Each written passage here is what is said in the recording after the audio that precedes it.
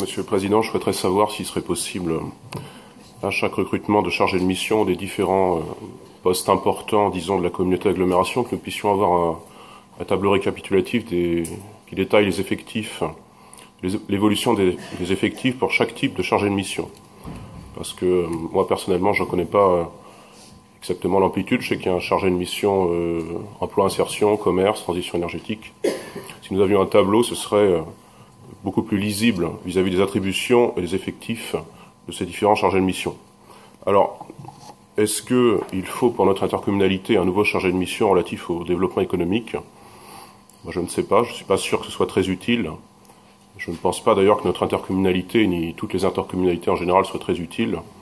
Je ne suis pas non plus, vous connaissez ma position, je ne suis pas non plus un inconditionnel de l'augmentation des effectifs de la fonction publique territoriale.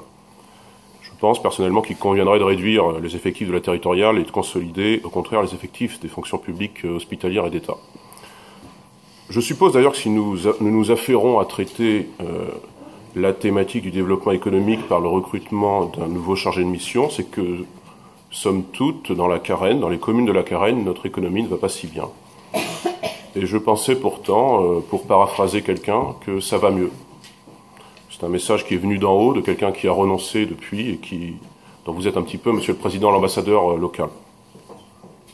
Enfin, n'y aurait-il pas cohérence à ce que les énergies marines renouvelables échoient au chargé de mission transition énergétique que la Carène avait recruté je crois que c'était en 2015. Je me demande s'il n'y a pas un doublon, même si je suppose en fait que le chargé de mission développement économique va travailler en bonne intelligence avec le chargé de mission transition énergétique et que le premier éventuellement s'occupe peut-être déjà de MR.